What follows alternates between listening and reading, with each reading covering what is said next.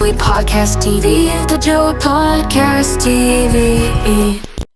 Join us as we welcome Dave Tallant, a decade-ready 25-year law enforcement veteran and Marine Corps vet with a passion for leadership and mentorship. As the host of the Raw Talent Podcast and the founder of Talent Performance Group, Dave is on a mission to inspire and equip men to become the leaders they were meant to be. Get ready for an inspiring conversation about leadership, personal growth, and what it means to live a life of purpose and integrity. God bless you. David Tallant, thank you for being on this podcast. I appreciate it, Joey. Thank you.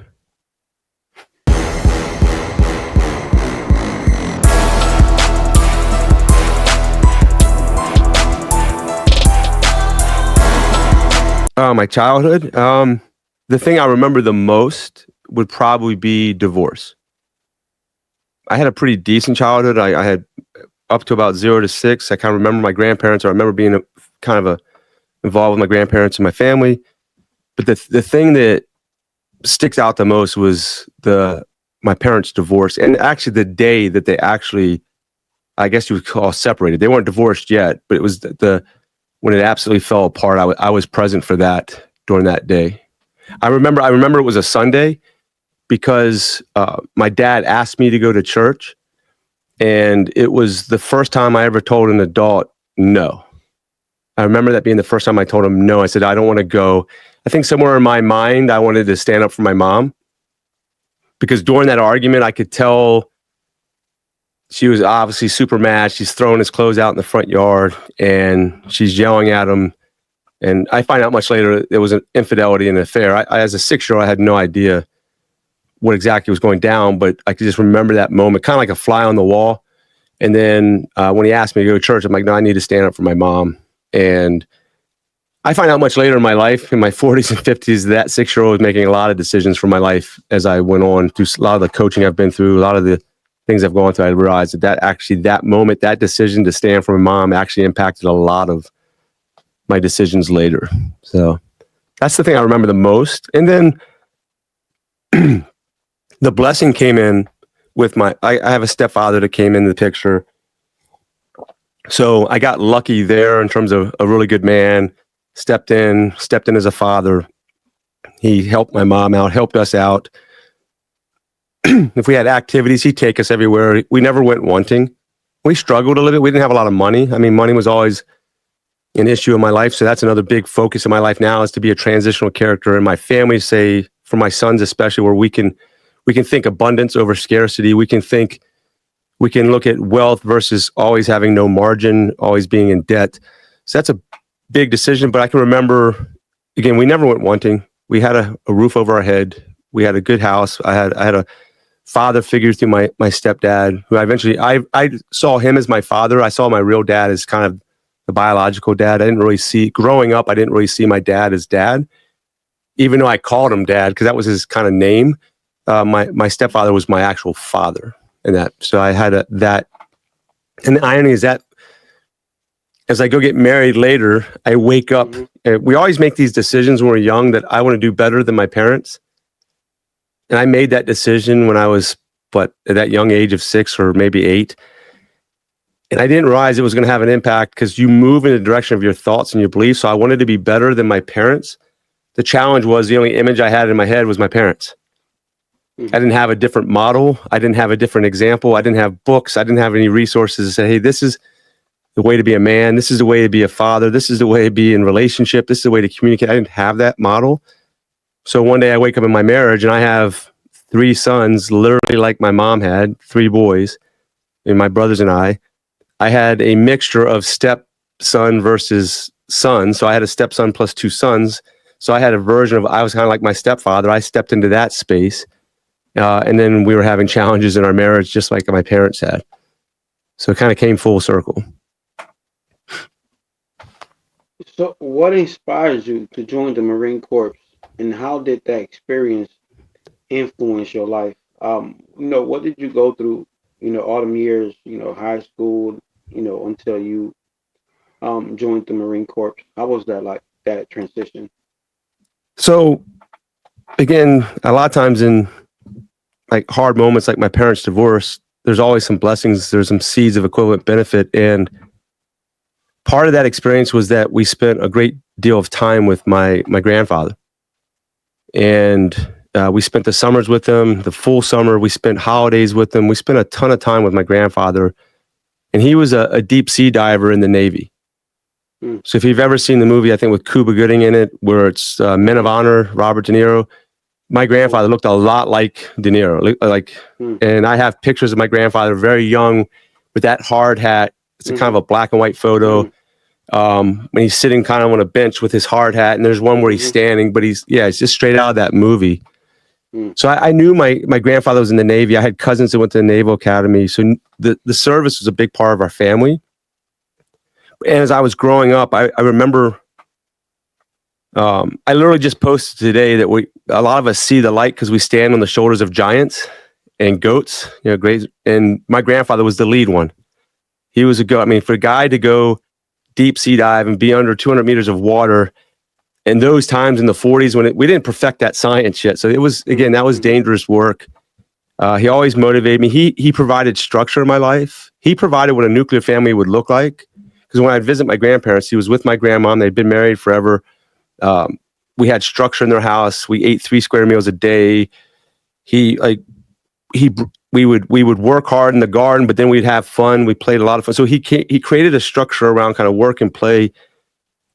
All of my cousins would come to his house. We'd have reunions. So those where I would see the Naval Academy students. Like I'd see a lot of the military guys. So, but then one day we're sitting by the gazebo up in the backyard. He's like, "What are you going to do with your life?" And at the time, I don't believe it now. I'm a big proponent against. I'm a big proponent for alternative education. I think we have a lot of work to do with the school system. But at the time, I did everything right. Everybody told me to get straight A's. I got straight A's. Everybody, I don't believe in that now. I believe in a whole different paradigm. But he told me, he's like, "What are you going to do with your life?" And I thought the right answer was go to college and get a degree, get a good job. That's what I thought would be the right answer for that. And he comes out of the blue. Again, he had a hard way with me. He was a really tough dude, like Navy, like he was pretty hard. And he comes out, "Oh, that's going to college sounds great. Who's going to pay for it?" And the reality was no one. My father was not in the picture at this time, kind of AWOL. He was absent without leave. He wasn't around anymore. My stepfather and mom were, but they're working hard. I mean, they're working really hard to keep a roof over our head, they got us into private school. They were doing really hard to keep us in private school. But again, even with that margin, there was no margin to go to college. There was no money for college. And he's like, "That's cool, but who's going to pay for it?" And then he planted the seed in my mind. He's like, again, I was probably 11 or 12 at this point. He plants the seed and he goes, "Think about the military. Think about all the academies, the West Point, Naval Academy, Air Force Academy." He wanted me to think about all those. And then he said, "Think about scholarships like ROTC, which was Reserve Officer Training Corps, like ROTC, like going through the Navy, Marine Corps, whatever you could do. Think about Army ROTC." So he inspired me to go into the military to pay for my college is what I did. And ultimately, fast forward, I do get a 4-year scholarship for Naval ROTC to go to Penn State.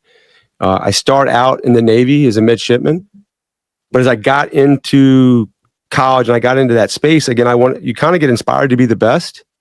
You get inspired to kind of push yourself to be the best and be your best version.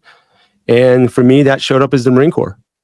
I got around the Marine options. We call them Marine options, the guys that were going towards the Marine Corps to be commissioned as officers in the Marine Corps. Around a lot of the instructors, a lot of the leaders that were active duty Marines in the instructor cadre, they were inspiring. They pushed us to be our best. I had got into our drill company, which is kind of drill and performance and all that, and they inspired me to go into the Marine Corps. So, and I shifted my option to Marine option and graduated from there and went into the infantry after I graduated from college. So, How did your family and upbringing prepare you for career in law enforcement? I would think I don't know if they exactly prepared me for law enforcement, but the one place I could find myself was being able to mediate conflict or to stand in the middle of it and be present in it. So during my parents' divorce, there were many occasions where I had to go talk to my dad while he was present. I had to talk to my dad. My mom would say, "Go call your dad," and I'm standing in the middle of two people that obviously weren't very fond of each other, and I had to kind of navigate some of that, or navigate what two people thought about other people and be in the middle of that. So I do remember kind of being in law enforcement. That was kind of the nature of our job a lot of times, is that we were constantly pushed into the middle of situations. It could be a fight, and you're not necessarily stopping either side of it. You're kind of wading into the middle of it and making sure no one's continuing the fight, and being able to, we would call it, there's so many things we used to call it. They call it de-escalation now. And like it's a new term. It's not a new term. We've always been doing it. We've been doing it for forever. We call it verbal judo, verbal aikido, using the gift of gab. Everybody has it. Human beings all have it, especially if you're a good negotiator, a good mediator. You have this ability to navigate conflict and mediate it, and hopefully get everybody to at least get to a space of peace, civility. It doesn't always happen that way. It doesn't always work out that way, obviously, as we see, but that's the goal. So in those family dynamics, I kind of found myself in that space where I could mediate my parents a little bit. Not always, but there was moments where I had to navigate. I remember like graduating from high school, and I kind of had to keep an eye on where's dad sitting, where's mom sitting, and we're like navigating that piece. But that's probably the biggest place. Maybe some resilience. You have to be extremely resilient in law enforcement. You have to. You don't know it when you first go in, because you're thinking, hey, I'm going to protect and serve. That's what they told you, right? Mm-hmm. It's on the car, protect and serve. And you want to help people like that. You want to go. We talk about it in mental health in our block, that when we all sign up, we go through oral interviews. And one of the big questions is like, why do you want to do this? Why do you want to be a police officer? And probably the unanimous answer is probably, I want to help people. It's not the protect and serve part of it. It's like, I have empathy. I want to help people. And, so I think part of my upbringing was that, but also it was to go through those challenges. It created a little bit of resilience, because then it led to sports. It led to the Marine Corps. It built a certain resilience that you need in law enforcement, because even though they tell you you're going to go and protect and serve and help, you don't realize at the beginning of your career what you're going to wade into. You're going to wade into trauma, either your own trauma. It's coming at you. You're in it yourself. You're in a critical event. You're in a shooting. You're in an accident, or something bad, or you're in an assault. Somebody assaults you, or you're going to vicariously see it all the time. Every night you go out and you're seeing people in distress. You're seeing people in chaos. You're seeing people violence. You're seeing all of this, and you're either living with it vicariously with them, or you're kind of cumulatively just seeing it and observing it. It just wires your brain a certain way. And sometimes it's even off the job. Like I had a fatal accident where a guy walked in front of my car off the job. But again, trauma, it kind of, we're in the middle of it all the time. So you absolutely have to find a way to be resilient. You have to find a way to be at peace. Some of us do better and some of us don't. I mean, it does impact us. And kind of that's why your book caught my attention right out the gate. Again, we have to build resilience. Sometimes it's trauma-informed resilience, or trauma built resilience, in terms of that. Mm-hmm. But I think resilience is, my childhood built some resilience. I could navigate some negative situations and still establish a goal, establish a point that I wanted to go. Okay, I'm going, again, my parents divorced. I could have a marriage. I could have something better. I could have a family. I have no money. We have no money. Let me go for a scholarship. I'll go for the scholarship, and I'll get to that next milestone.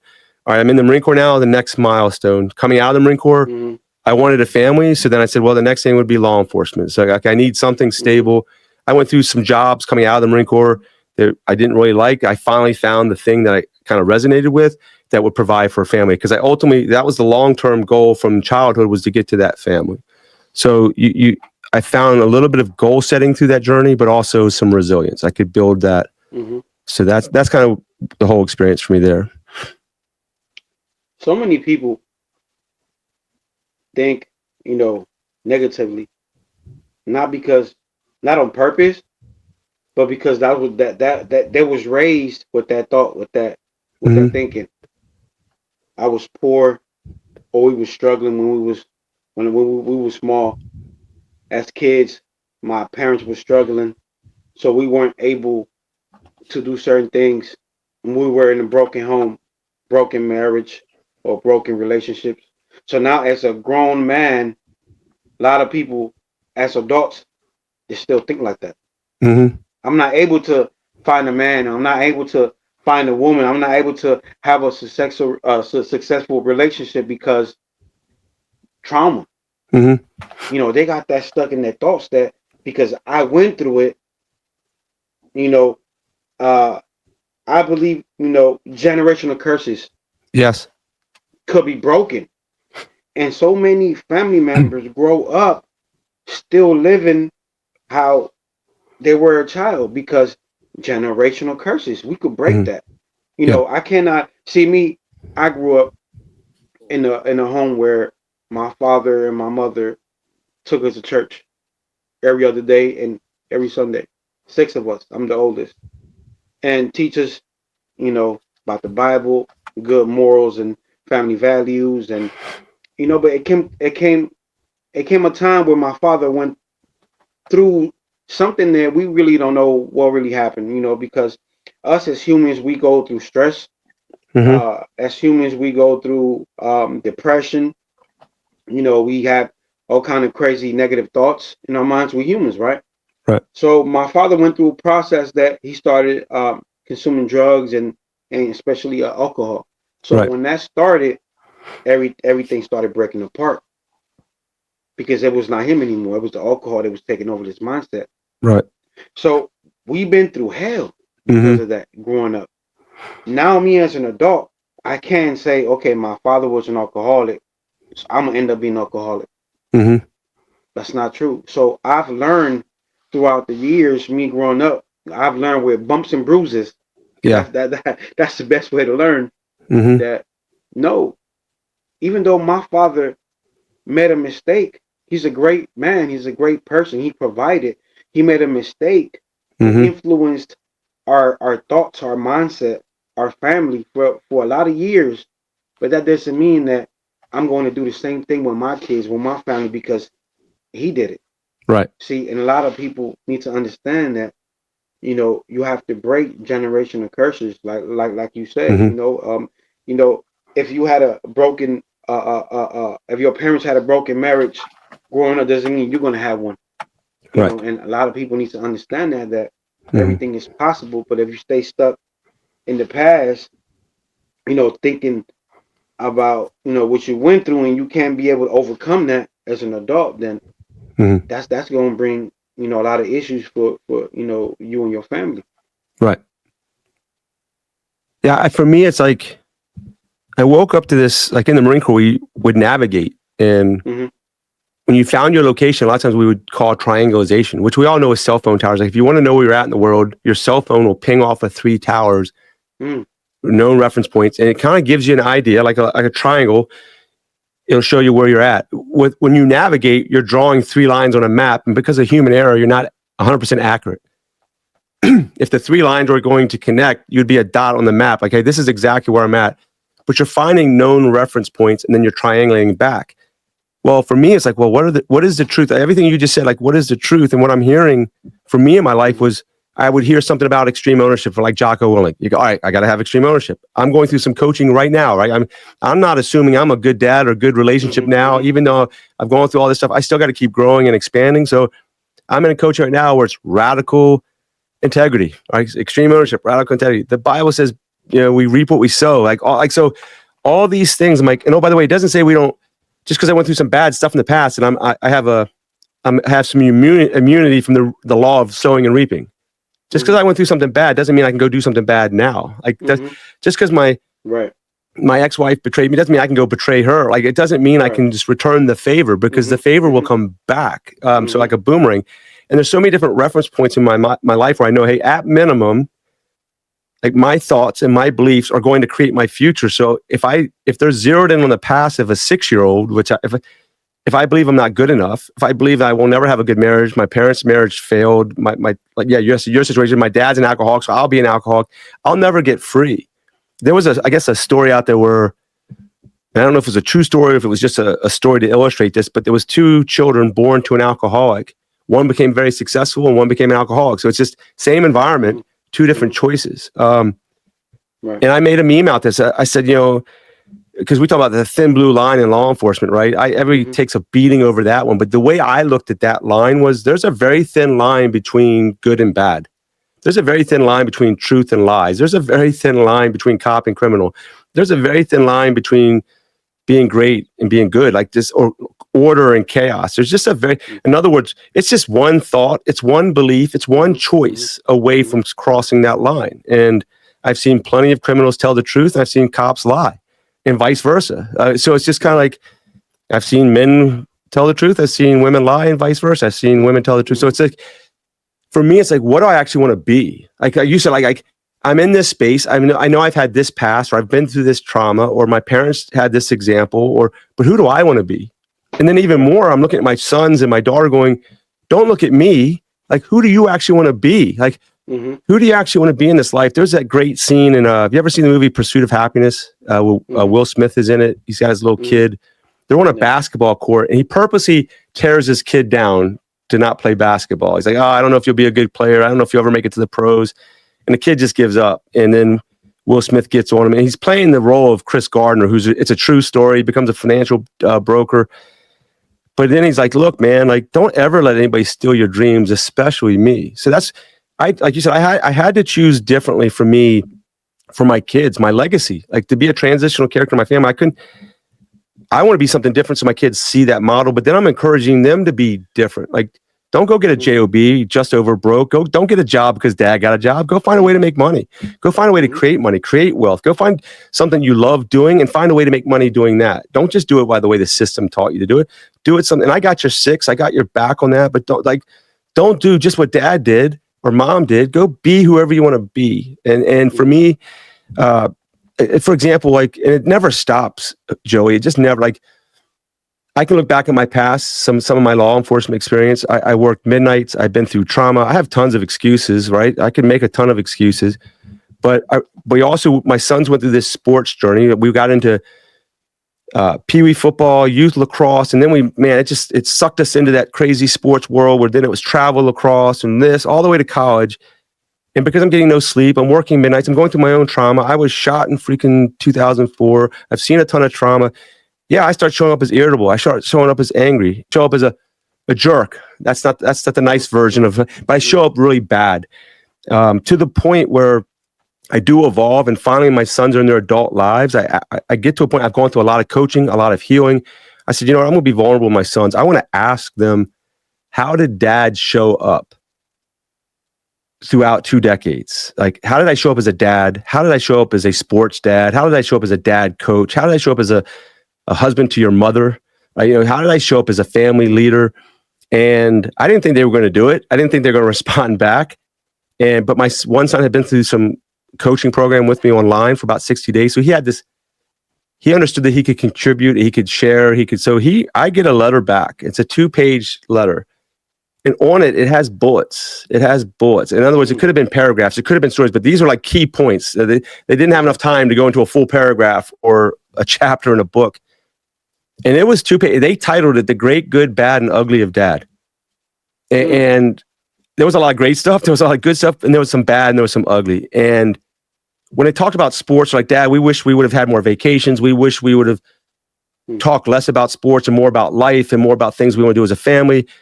The hardest one I had to hear was, Dad, we didn't know what version of you was going to walk through the front door or show up on the sideline or show up on the field. We didn't know if it was going to be good dad, happy dad. We didn't know if it was going to be angry dad, pissed off dad, like irritable dad, yelling dad. We had no idea who was going to show up. And kind of brutal, man. Like, the Marine Corps kicked in.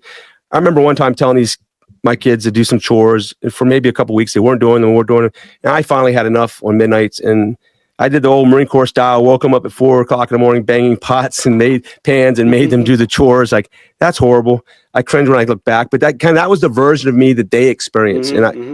As I go through my healing, I kind of called it the midnight version of dad. Like, they saw a midnight version of dad. Well, now fast forward, during my ex-wife and I's journey, we healed and then had problems, And during one of our healing moments, we had our younger daughter. So she's, like, to give you an idea, I have adult sons and my daughter's preteen. So there's a huge gap. But the interesting thing is that my daughter sees the day work version of dad. She sees the police academy instructor working day work that's super chill, like Zen, like, hey, like freaking jujitsu dad. Like she sees the chill dad. Like, and I have done jujitsu, which really chills you out. Like it chills you out. It brings a kind of, in chaos, brings some center to you. So she sees that version. And the funny thing is my sons look now, they see me and they're like, if I'm coaching on the sideline now, I'm coaching youth sports and youth lacrosse now, they're like, who is that dude? And they like him. I mean, don't get me wrong. We're super connected right now. My son invited me to his baptism. We talk almost weekly. We reach out to each other. So because of that vulnerability, because of that ability, that vulnerability exercise, they actually know that they can reach out to me, that they know that through all the coaching I've been through, training I've been through, that they could say exactly what they're feeling and I'll hold space for them. Like I will sit here, weather their emotions, I won't get defensive. I won't justify. I won't make excuses, and I'll hear everything they have to say. And then they can explain, hey, dad, you're being a jerk, or dad, you're being great. They can be whatever, but they can speak the truth. So on the other side of being vulnerable, on the other side of healing and speaking the truth, we do have that clarity. We do have that connection. So much so that one of my sons is going into the fire department, thank God, not my line of work. I think I would have kicked him right in the groin if he decided to be a police officer. Either one of them, like, hey, dad, I want to be a cop. Wham!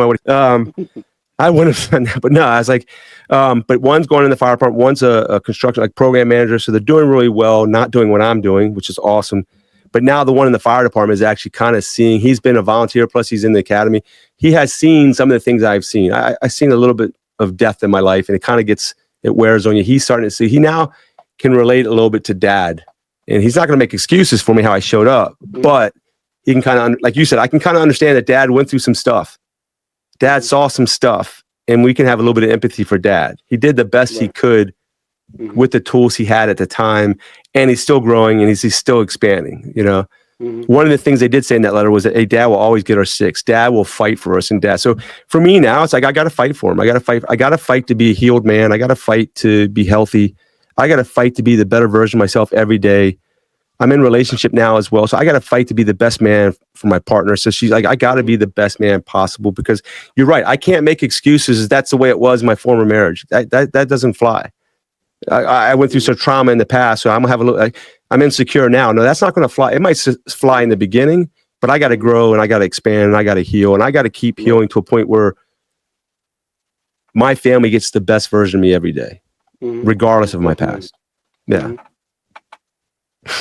As a police officer, what were some of the most memorable moments from your career? Memorable? Good or bad? Okay. It's kind of funny because some of the memorable ones are shared suffering. And then some of the memorable ones that we have a kind of a warped sense of humor, but we have a sense of humor. So for me, if I was to really, it's not moments for me, it's the experience, the camaraderie, when I first got to I was on two different departments. When I got to my second one, for years, for a long time, we were just like a tribe. We were like a band of brothers and sisters, and if you could feel it, we rolled together. We went everywhere together. At the end of the night, we'd all sit. You'd see the cruisers all lined up. We're all talking every day, and then every week we're all talking. We'd go to a 7-Eleven, and we're just laughing and joking and freaking having a great time. We'd play some pranks. I probably can't say it because this is recorded, but we'd have some pranks on each other and have some fun with each other. And those experiences, I remember those the most. Some of the pranks we played, some of the games we played, some of the things we had fun.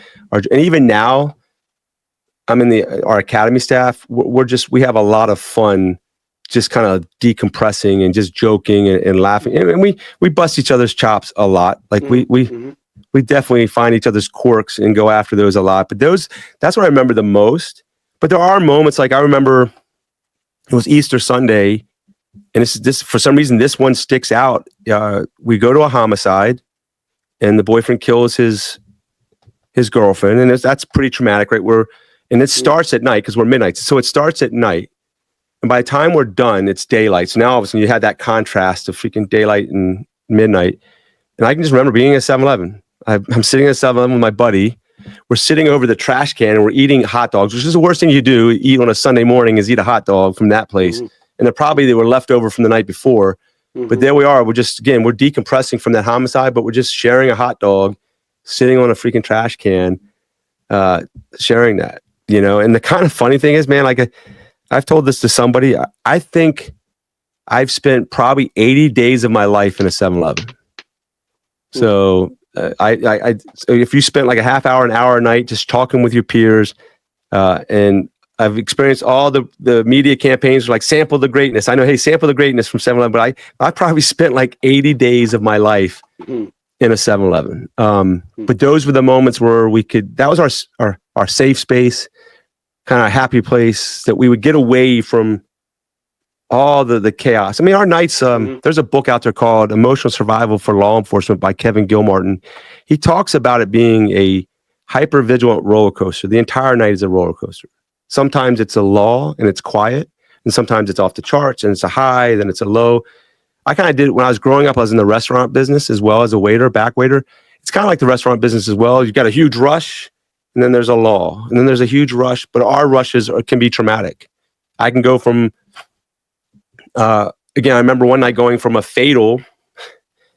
In the fatal, this car managed to hit a curve and go up on a telephone pole about 5 or 6 feet off the telephone pole, and the roof of the car is impacted on the telephone pole, so it's like wedged. And you could see ahead, you could see 2 feet. They weren't connected to the same person, and there was a third person in the back seat. And we find out later that was a boys' night out, and the girls' night out, their fiancés and wives were in another car that actually passed that scene.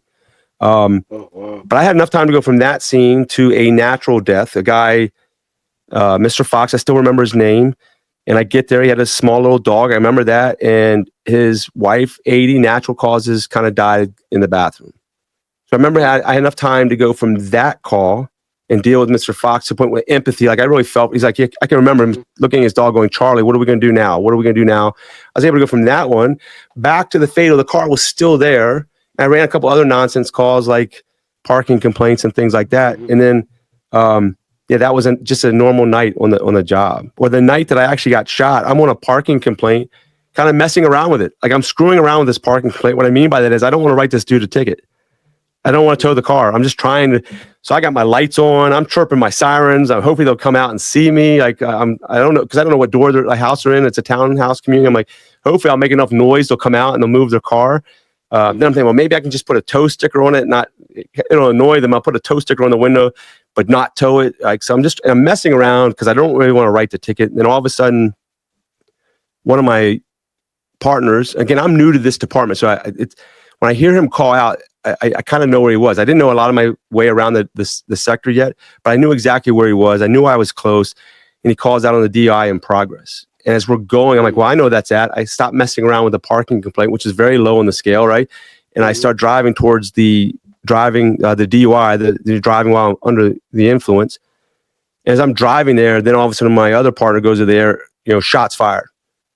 And of course, you don't want to hear that. Like, so you hear shots fired, and then as we're running priority, now we're flying to get there, and our dispatcher's trying to raise them, like using their call sign and basically saying, hey, 7 Paul, you know what? No answer. They would call their call sign out, 7 Paul, no answer. 7 Paul, no answer, which meant they weren't answering the radio or really bad things were happening. So again, that I had an experience. I'd gone to a police funeral prior to that, where at the end of those police funerals, they use that call sign. They go, hey, 3 out of 1, no answer, 3 out of, and then they say end of watch. And and they use the date of the end of watch. So I'm feeling like, man, my partners are they're in harm's way, they're possibly hurt. And when I get there, I get out of my car and I see a set of trees, and I'm thinking, well, that's good cover. I can move to those trees because I couldn't see down the passenger side of the cruiser and the violator's car. I couldn't see the passenger. I couldn't see anybody in the roadway. I couldn't see anybody. I didn't hear anything. The road was lit up, but all the sides of the road were completely dark. So I try to get to these trees, and all of a sudden I get whacked. I get whacked in the side. And I had done some what we call simulations training, which is a lot like paintball. It's similar to paintball. It uses our actual service weapons with the rounds that are consistent with that. So I've been hit in my vest with a training round, and I've been hit in the skin. So I felt the sting before. I've heard the whack before. And so those two stimulus came together at the same time, and I knew I was kind of hit. So I yelled, I'm hit. I moved to a second set of trees, and I'm sitting behind these trees, and I'm like, man, like I could have, again, here's my first thought. I could have screwed this up for my kids. I could have screwed this up for at that time, my wife, my family. And I had just come from a stupid parking complaint, and now my whole world is changing upside down. And so those are the type of memories that show up in us over time. Sometimes it's like when somebody asks us a question, they'll pop up. Sometimes it's music. Sometimes it's an experience. Like I can drive through my sector with my sons and say, that's where this happened. That's where this happened. That's where this happened. But it's all there. I just can't really pinpoint one or pinpoint even a couple because they just randomly pop up over time. But there's a ton of moments that are high and a ton of moments that are low. Your expertise includes first aid, defensive tactics, and reality-based training. Can you share some insights on the importance of these skills for law enforcement officers? So the casualty care is probably the most important. Not most, they're all important. The casualty care for us involves ourselves, and it also involves the people we want to help. So it's first aid. Just think about it like first aid. So one of the big programs out there right now is Stop the Bleed, for example, if active shooters and things like that. So for us, a big part of our casualty care or first aid is to stop the bleeding and to be first responders and to help our fire department, help the emergency medical technicians, the EMTs. We might be there first. Hopefully we can help them out and do some care before they get there. Ideally, we want the fire department there. Ideally, we want the ambulance there first, but we can't always guarantee that. So we have some basic skills. And I mean, one of the basic skills in casualty care for us is again, a tourniquet, teaching how to apply a tourniquet or how to use it, what are the principles behind a tourniquet, how to deal with anything with our chest, and then how to deal with like wound packing in an area we can't get an actual tourniquet in there to stop the bleeding. So it's really important for our officers to be able to do it for a citizen that's in distress, that's a victim of violence, but even ourselves, like if we're on the receiving end of it, and we have to be able to do it on myself, and I have to be able to do it on a fellow officer. So I have to be able to apply a tourniquet to myself, or I have to be able to do it to somebody else. And I have to be able to put it on my non-dominant arm, my other arm. I have to be able to do multiple variations of that. In other words, if my one hand, my strong hand is hit or injured, I can't use that hand to apply. So I have to use the other hand to apply a tourniquet. So we do a lot of in-depth training around, it's not just simply applying it. It's like, what happens if we're hurt and how do we apply it there? Because we only have so much time. There's only so much time when it comes to stopping the bleeding.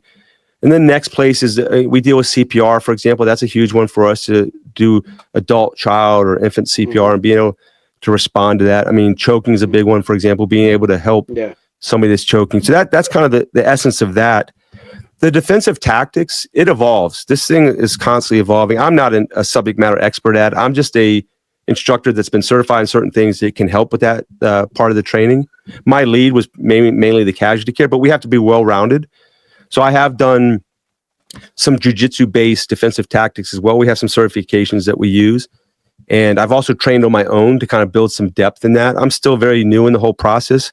But I think what defensive tactics, it does evolve. We have to kind of, really the goal for us is what do we actually want to accomplish in defensive tactics?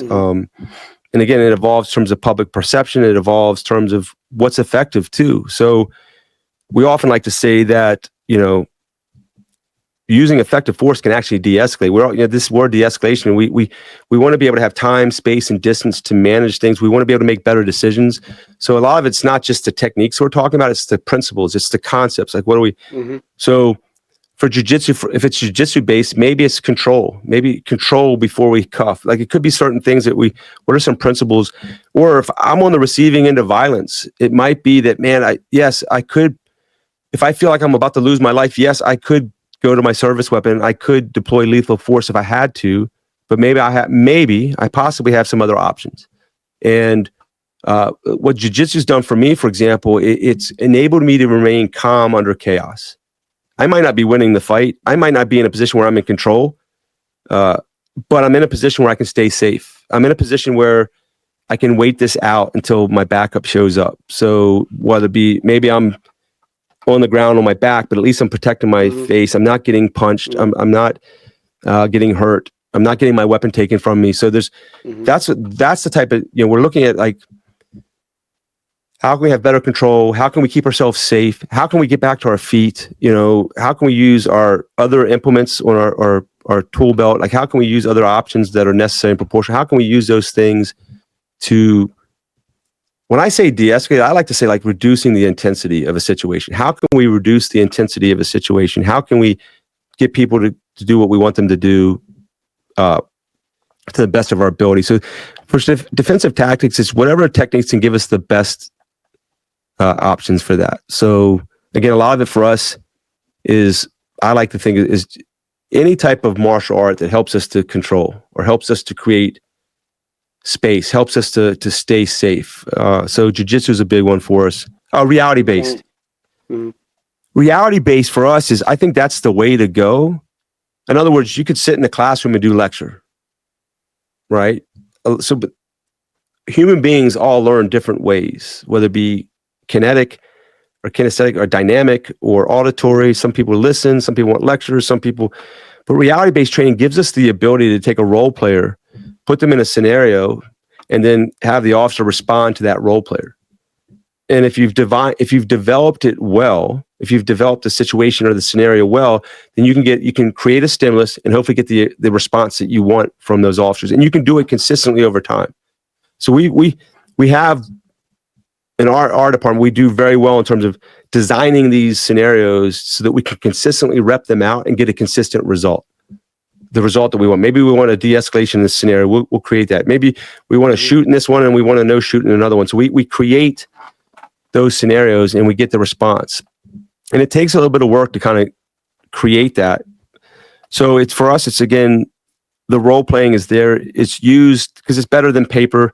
It's better than talking about it a lot of times. It's putting, because I remember a guy named Dennis Waitley, and Dennis Waitley talked about the psychology of winning. He trained Olympians, and he said they used their imagination. They hooked them up to machines, and their muscles fired in their imagination the same way their muscles fired when they were actually performing. So our brain doesn't know the difference between imagination and reality, especially for dreaming and goals and affirmations and visualization. So reality-based training kind of has that same effect. We can use a imaginary scenario that replicates reality. We know it's not real. I mean, when the students come in, they kind of know it. There's the instructor, there's a role play. They're not really going to hurt me, but we can put them as close to that proximity of that threat or that fear and enable them to respond. So we kind of do it kind of like sports. There's isolation drills and then there's plays. So we can create scenarios that are just simply isolation. In other words, I present you a stimulus. I walk in and I point a cell phone at you. Like, okay, I don't need anything. Then I point a knife at you. I might have to draw my gun. So we can create a very isolated decision-making drill, or we can create a full-blown scenario where they actually have to go from responding to all the way to a solution. And those solutions will be based on the elements they gather, the facts they gather along the way, the branching that they gather. So we can do kind of like sports. We can run isolation drills in practice, or we can run full-blown plays, offense or defense. So that's the reality-based training that kind of replicates that. I love that. I think that gives us some of the best results in terms of decision-making, realistic experiences, realistic feelings, realistic movements is the reality-based part of it. Looking back on your career in life, what are some of the most important lessons you've learned, and how do you hope to leave a lasting legacy?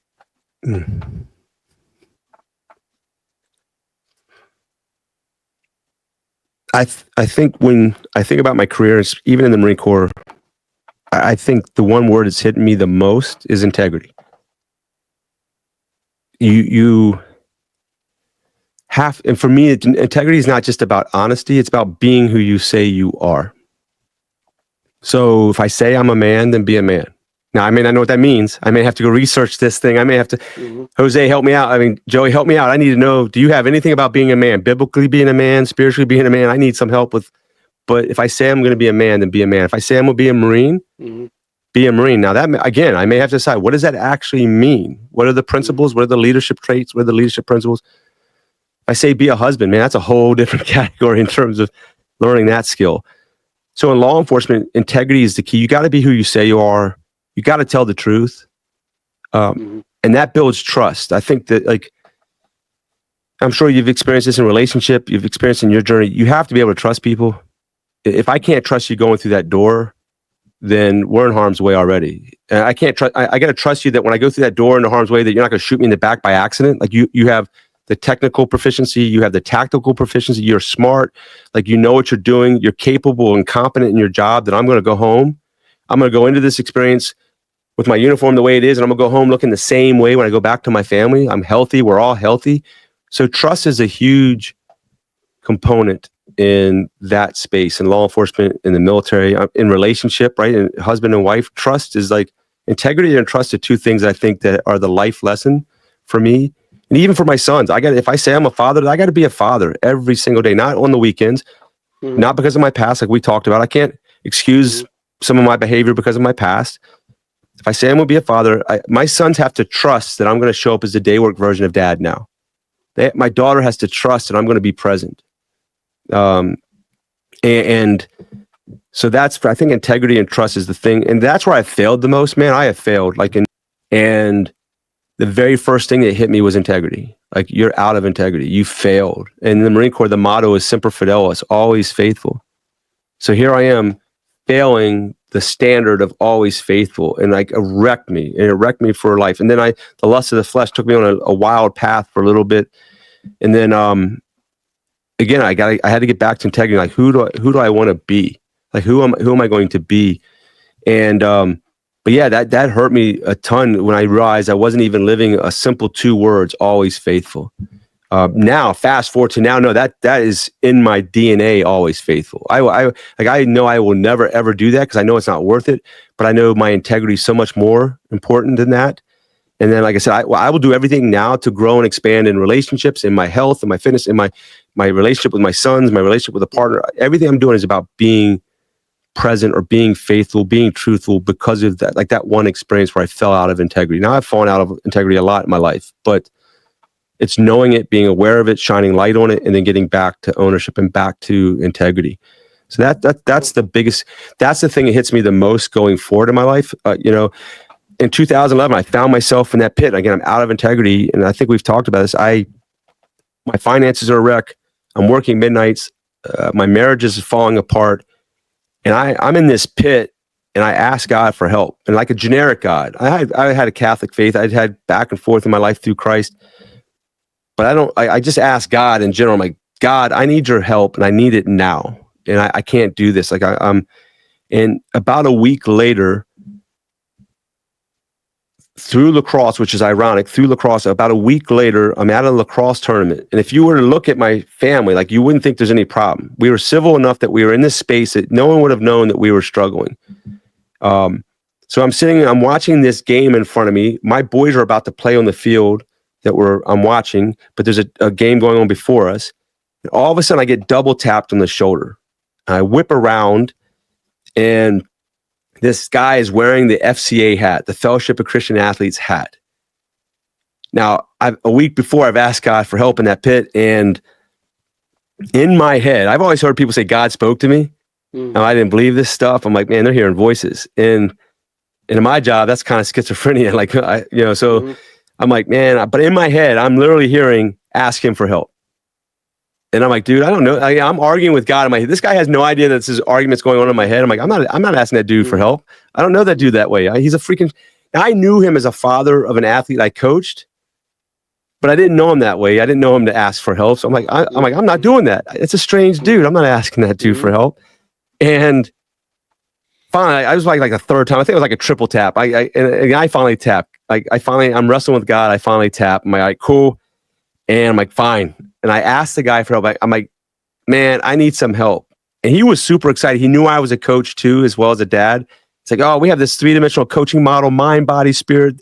The FCA's got this. I'll give you all the coaching material. I'm like, no, man. I need help. And I point right at his hat. I need help with the C part. He's like, oh. So a week later, I get a call on my landline, which no one has anymore, a home phone. I don't know how they found that number because I never used that number. But a fellow coach in lacrosse calls me up and says, hey man, we have these coaching huddles, these Bible studies, and got me in there. So again, this process was like, it was ironic. It was lacrosse by the Iroquois call lacrosse the creator's game. So here I am in the creator's game. I asked for help. And then I think the process is you got to ask for help. You got to be ready to receive it. And when you receive it, you got to take action. So the action was to go to those Bible studies. And that turned my life around to the point where it comes back to integrity. So now I'm not perfect. I do perfectly imperfect reps in this Christian journey, but I know where integrity is. I know when I'm out of it. I know when I'm in it. And that's the hard part. So now I know that if I'm out of integrity in my Christ-like journey, then I need to get back on target. So integrity hits me there too. Like I made the decision in 2011 to follow Christ, but every day is a choice in integrity. Every day is getting back to integrity when I'm out of it.